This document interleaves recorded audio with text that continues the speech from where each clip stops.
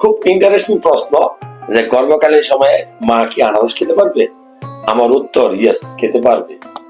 তবে এই ধরনের কোন দলিল বই পুস্তকে লেখা নাই খাইলেই বাচ্চা মারা যাবে, অপারেশন হবে। তবে আনারসে যেহেতু ব্রমিলিন নামে একটা এনজাইম থাকে, যেটার কারণে অনেক সময় অ্যাবর্শন হয়।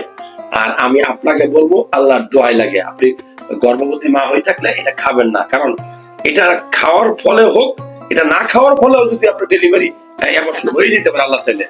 কিন্তু খাওয়ার পর যদি অ্যাবর্শনটা হয়, আপনার ননদ, আপনার শাশুড়ি, আপনার জামাই সিরা খাইয়া বললাম আপনাদের যে আনারস খেতে না করছিলাম, আনারস কিনলেই খাইছে।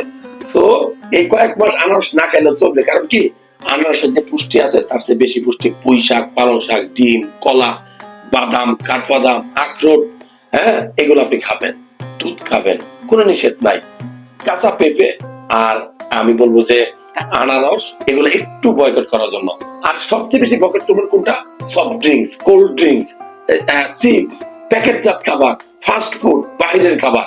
কারণ বদহজম হয়ে আপনার গ্যাস্ট্রিক হয়ে আপনার অন্য সমস্যার সৃষ্টি হতে পারে। আপনার গর্ভের যে বাচ্চাগুলা, সেটা অত বেশি মেধাবী না হতে পারে।